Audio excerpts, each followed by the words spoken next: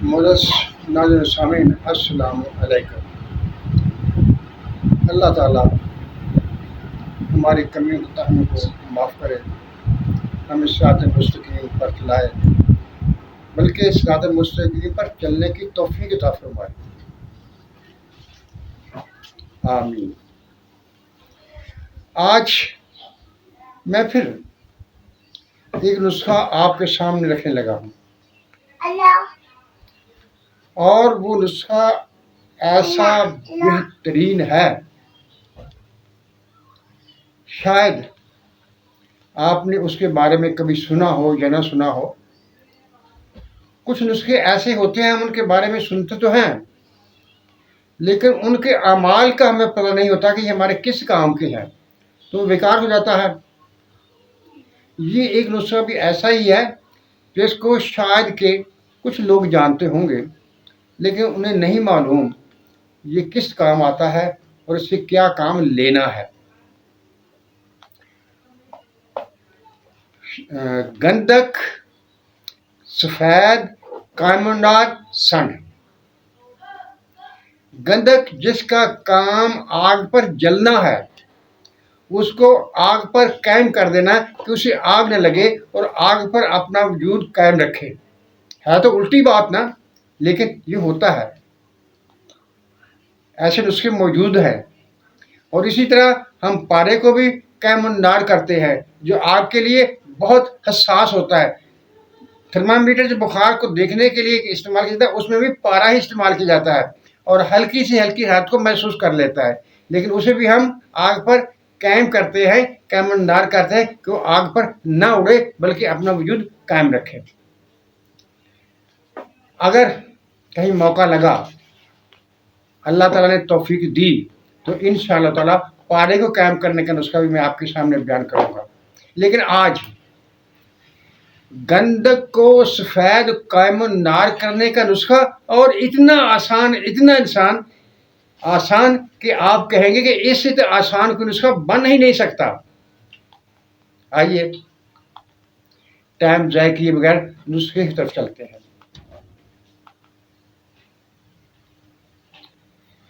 क्या आप लोग नुशादर का हवाई तेल बनाना जानते हैं? और जानना चाहिए, क्योंकि ये एक ऐसी चीज़ है, ये आम सी चीज़ है, और तकरीबन हर वो आदमी जो इधर दिलचस्पी रखता है वो जानता है। अगर आप नहीं जानते तो फिर भी मैं आपको जल्दी में बता देता हूँ। आपने ऐसा करना है कि आपने चूना, अनबुझ और नमक बराबर से ले लेना है।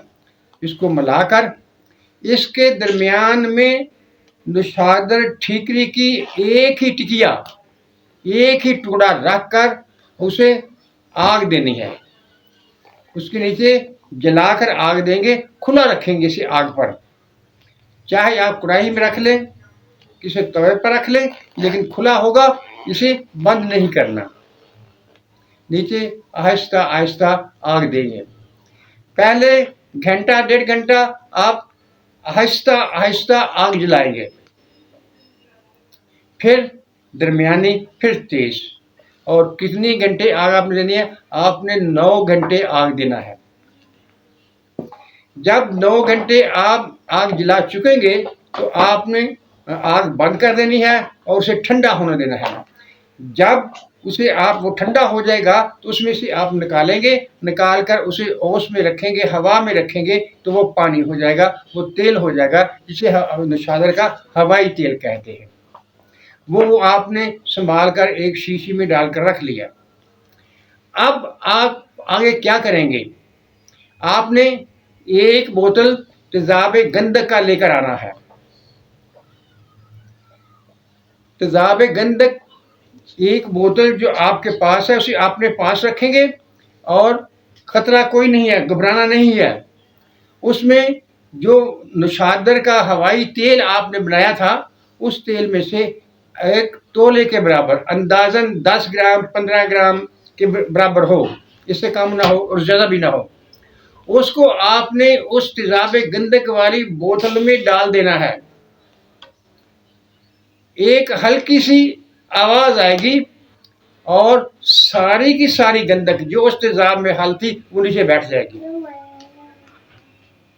आप उसे कुछ देर पड़ा रहने दें ताकि वो सारी गंदक नीचे बैठ जाए, और जो ऊपर पानी होगा वो बेज़र होगा, उससे आप वजू तक कर सकते हैं, वो आपको कोई नुकसान नहीं देगा। सारी गंदक जो नीचे बैठ जाएगी, ऊपर से आप वो तेजाब जो है उसका पानी जो है वो गिरा दे और उसको गंदक को निकाल ले और उसे धूप में खुश्क कर ले।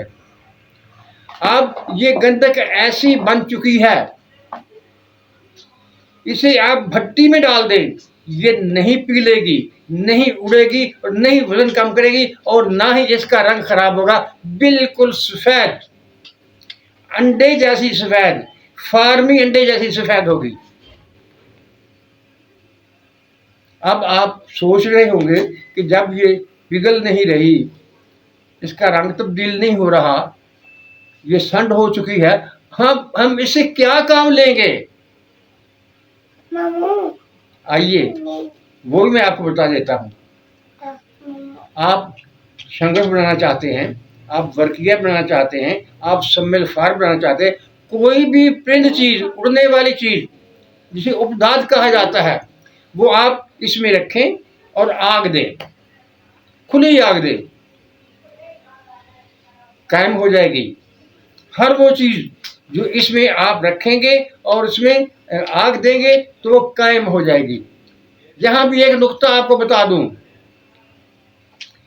जिसे कायम कहते हैं वो कायम नहीं, वो मुदब्बर होती है, और मुदब्बर चीज ही को आगे इस्तेमाल होना होता है, उसने काम करना होता है। अगर वो मुदब्बर नहीं होगी, कायम हो जाएगी, तो फिर वो भी सट हो जाएगी, उसे फिर काम में लाने के लिए और अमल करना पड़ेगा। अगर वो चीज मुदब्बर होगी तो वो आगे काम करेगी, आगे चलेगी। अगर वो भी कायम हो जाएगी तो वो संड हो जाएगी, जो आगे काम नहीं करेगी। इस नुक्ते को याद रखना। आपको अगर कहीं से कोई नुस्खा सुनेंगे किसी कामयाब शख्स का, किसी कारीगर का जो इस इल्म का माहिर होगा, तो वो आपको मुदब्बर के नाम से बताएगा। कायम वाला जो नाम है ये हम लोगों ने दिया हुआ है, जिनको पता नहीं है किसी चीज का, हम उसे कायम कहते हैं। जब कायम करते हैं फिर कहते हैं ये आगे गवाश नहीं हो रही, ये आगे शामिल नहीं होती, इसका क्या हो गया? तो भाई यही फर्क है। अगर वो कायम हो जाएगी वो संड हो जाएगी, वो आगे काम नहीं करेगी। अगर वो मुदब्बर रहेगी तो फिर वो आगे काम करेगी इंशाअल्लाह ताला, बशर्ते जिंदगी।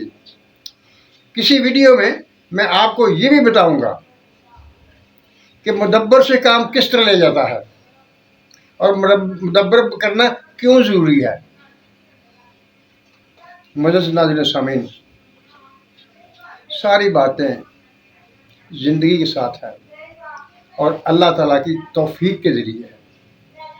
अगर अल्लाह ताला तौफीक दे और मोहलत भी दे तो सब कुछ हो जाता है।